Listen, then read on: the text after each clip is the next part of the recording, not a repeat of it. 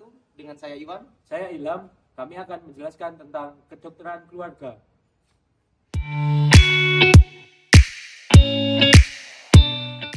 Banyak yang beranggapan salah mengenai kedokteran keluarga atau dokter keluarga, yang dimana pasien atau masyarakat itu menganggap seorang kedokteran keluarga atau dokter keluarga itu berfokus pada satu keluarga atau keluarga tertentu.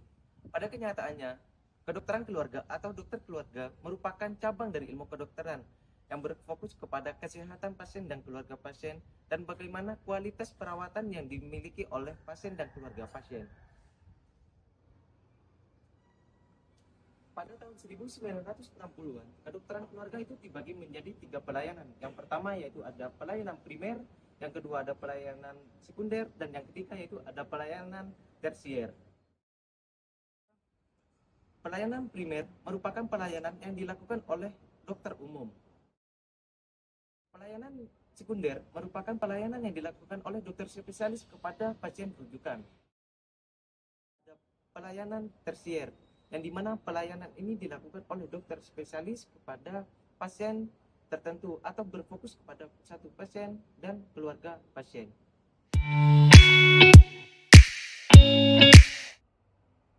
Prinsip-prinsip kedokteran keluarga yang pertama yaitu komitmen.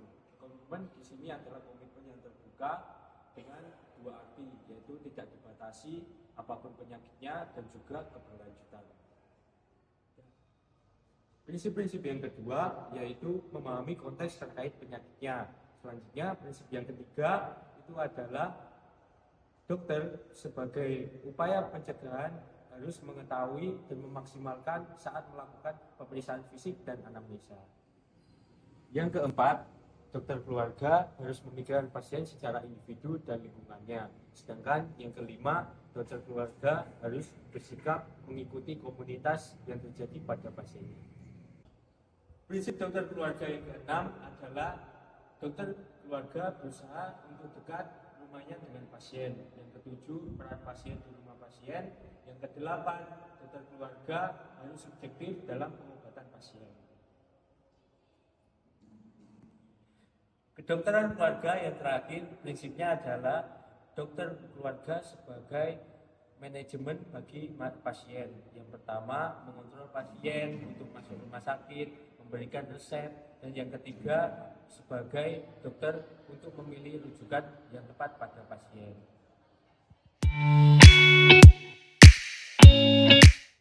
Terdapat dua konsep yang membantu dalam mengambil keputusan untuk berkonsultasi dengan seorang dokter. Yang pertama yaitu ada peran sakit, dan yang kedua yaitu ada perilaku sakit. Yang dimana konsep peran sakit itu merupakan seseorang yang telah berkonsultasi dengan dokter dan ditetapkan sebagai orang sakit. Yang kedua yaitu ada perilaku sakit, yang dimana perilaku sakit itu didefinisikan sebagai cara-cara di mana gejala itu dapat dipersepsikan dan dapat dievaluasi dan perlu ditindaklanjuti secara berbeda dari setiap individu.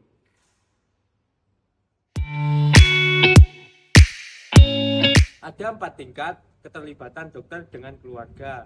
Tingkat pertama yaitu keterlibatan minimalis, yaitu dokter hanya melayani pengobatan pada pasien yang berobat. Yang kedua, dokter adalah sebagai penyedia informasi pada pasien. Yang tingkat 3 itu mencakup unsur-unsur sebelumnya, yaitu pada tingkat pertama dan tingkat kedua, dan juga ditambahkan adanya dukungan sosial pada pasien dan keluarga.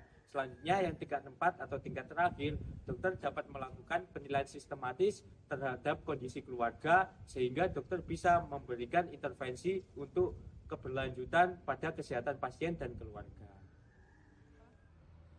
Keluarga memiliki 6 pengaruh utama terhadap kesehatan anggotanya. Yang pertama yaitu keluarga sebagai pengaruh genetik, yang kedua keluarga sebagai pengaruh untuk perkembangan pada anak, yang ketiga kerentanan pada penyakit, yang keempat adanya penyakit menular pada keluarga, yang kelima itu adanya faktor morbiditas dan juga mortalitas pada keluarga, yang keenam keluarga penting dalam pemulihan penyakit dan juga pencegahan pada penyakit.